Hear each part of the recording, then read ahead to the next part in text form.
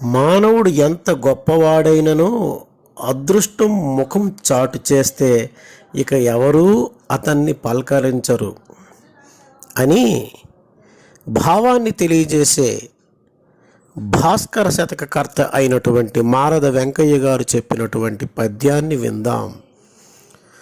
పూనిన భాగ్యరేఖ చెడిపోయిన పిమ్మట ఎట్టి మానవుండైనను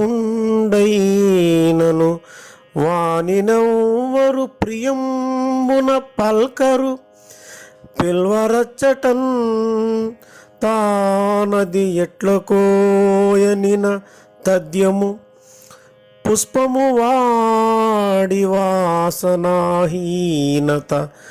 నొందియున్నయడ ఎవరు ముట్టుదురయ్య భాస్కరా,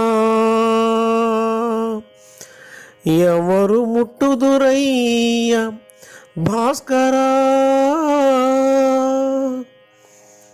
భావం: భాస్కర, మానవుడు ఎంత గొప్పవాడైనను అదృష్టం ముఖం చాటు చేస్తే ఇక ఎవరు అతని పలకరించరు, ఎక్కడకు పిలవరు.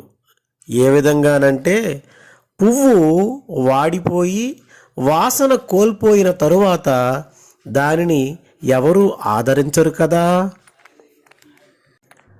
ఇటువంటి మరికొన్ని పద్యాలకు 3వ తరగతి నుంచి 10వ తరగతి వరకు పాఠాలకు, తెలుగు వ్యాకరణానికి,